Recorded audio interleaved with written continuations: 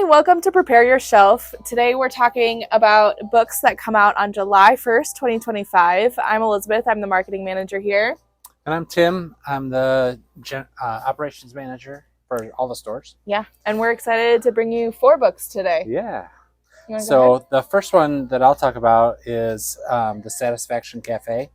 One of the things that I appreciated about this book is the character drivenness of the book. You really kind of get to know the people in the book. So just in case if you don't know this author, Kathy Wang wrote a book called Family Trust, which was on all of the lists and got all of the accolades last time around. So I'm sure that this book is going to get a lot of attention, and it deserves it because it's really good. So this is the story of Joan, and she moves across the whole world, settles down and finds home in California, and gets married. And while her first attempt at marriage is a colossal failure, and ends in rapid and spectacular fashion, she unexpectedly finds love in a person who's quite a bit older than her and has children, so second time around is a lot better. And as that story is going along, she decides to start the Satisfaction Cafe, which, much like a bookstore, is a place where people get together and connect with each other over conversation.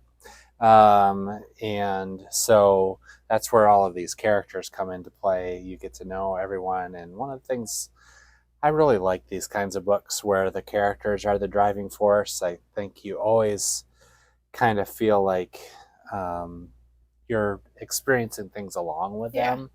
And it is a different approach than a plot-driven book, for example. One of the books that I like for the same reasons is Tomorrow, Tomorrow, and Tomorrow. It definitely has some of the same kind of vibes as far as how the characters come to life, and allow you to experience what they're experiencing right alongside them, which I just loved it for that reason. So that's my first one. Nice. I always like when there's a cohesive place that everybody is connected to, but all their stories are really different too. I'm assuming that's kind of for sure. Kind of like a small town book, but instead of a small town, it's a cafe. It's a place. Ironically, the first book I am bringing is also about a cafe, coffee shop. But this is YA cozy fantasy. So different genre, different thing. But it's called Coffee Shop in an Alternate Universe by C.B. Lee. And this has been getting a lot of buzz around it. This is a newer author, although it's not their first book. Their first book was A Clash of Steel, and it was a Treasure Island remix. But this is their second book, and it is about a world where there are lots of different universes, and there's this coffee shop that kind of shares, people from different universes can all exist in this one place.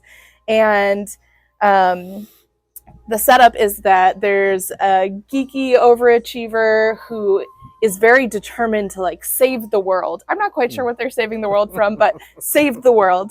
And then there's this, and they find their way into this coffee shop, who is owned by this family and their daughter, who is the chosen one in this story, but is a very reluctant chosen one. And they, of course, fall in love. This is a sapphic romance, and it is two universes colliding, and I don't think they can really exist in their respective universes. They can only meet at this coffee shop. Anyway, it sounds fascinating. Sounds very fun. YA cozy fantasy. If you liked Legends and Lattes or Tea and Treason, any of those, I think you're gonna love this one. Cool. All right, so the next book that I'm going to talk about is the CIA Book Club. And one of the things that I have to just say at the beginning of this is I am one of those people that is of the opinion that we do not need another spy book set in the Cold War time anymore. However, we do need this one. So I have to break my own rule. So as book lovers, of course, we are always fighting for more access to books and against any attempts to censor or limit that access. And this book is right up that alley for sure. So this, again, is during the Cold War time. And so what happens during this book is you are told the story about how the CIA smuggled, books behind the Iron Curtain. So George Minden is the main guy, and he used cars, trucks, planes, trains, and even balloons to smuggle these books into the East. And so over the time, we're talking tens of millions of books. Wow. Not just like a few. Yeah. It's whoa. Yeah. But so these books were circulated amongst people that were working against Soviet communism, of course. And the demand got so high for these books, where they found their homes, that people resorted to copying them in any number of ways to get them into more hands.